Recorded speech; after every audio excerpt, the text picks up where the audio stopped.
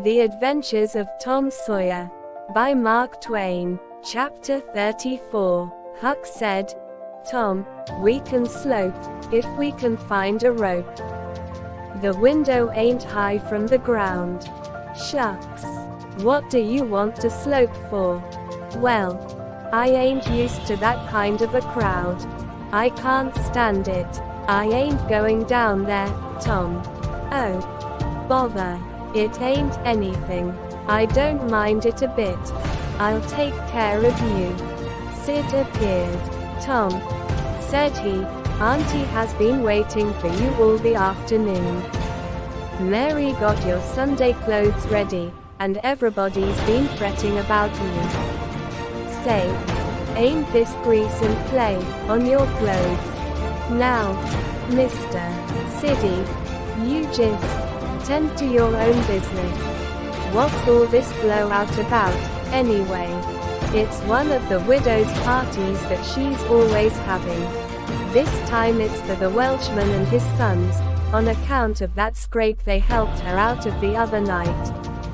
And say, I can tell you something, if you want to know." "Well, what?" "Why, old Mr.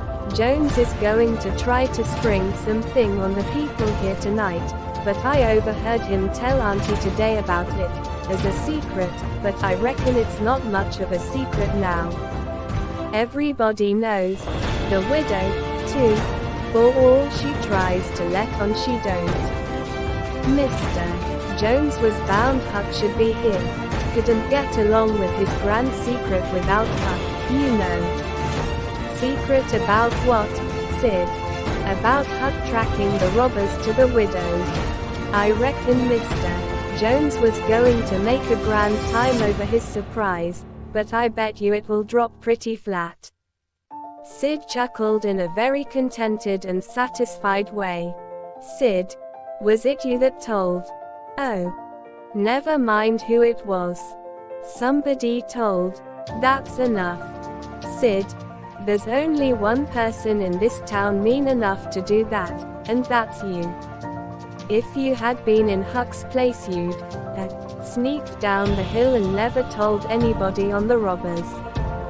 You can't do any but mean things, and you can't bear to see anybody praised for doing good ones. There.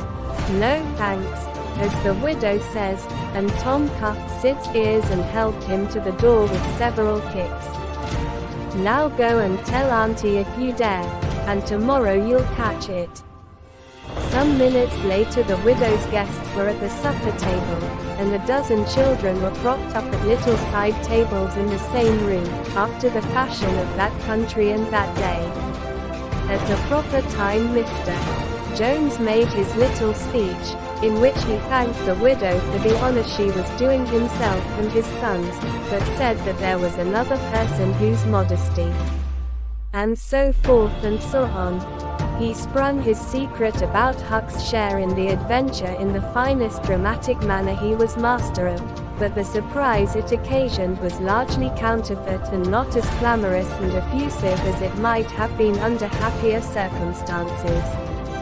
However, the widow made a pretty fair show of astonishment, and heaped so many compliments and so much gratitude upon Huck that he almost forgot the nearly intolerable discomfort of his new clothes in the entirely intolerable discomfort of being set up as a target for everybody's gaze and everybody's laudations. The widow said she meant to give Huck a home under her roof and have him educated, and that when she could spare the money she would start him in business in a modest way.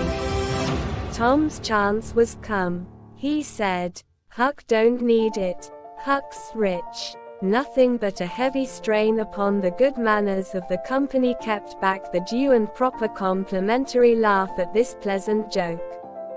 But the silence was a little awkward. Tom broke it. "Huck's got money. Maybe you don't believe it, but he's got lots of it." "Oh, you needn't smile. I reckon I can show you." "You just wait a minute." Tom ran out of doors. The company looked at each other with a perplexed interest, and inquiringly at Huck, who was tongue-tied. Sid, "What ails Tom?" said Aunt Polly. Well, there ain't ever any making of that boy out.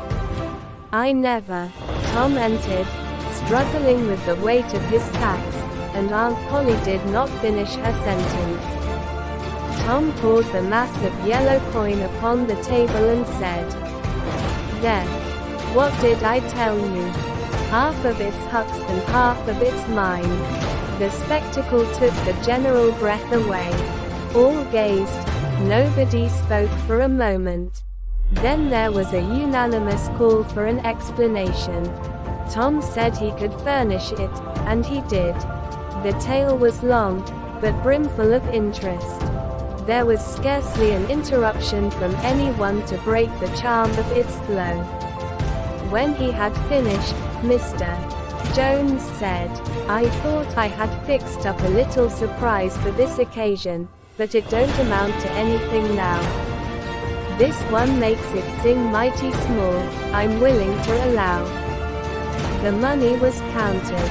The sum amounted to a little over $12,000. It was more than anyone present had ever seen at one time before, though several persons were there who were worth considerably more than that in property.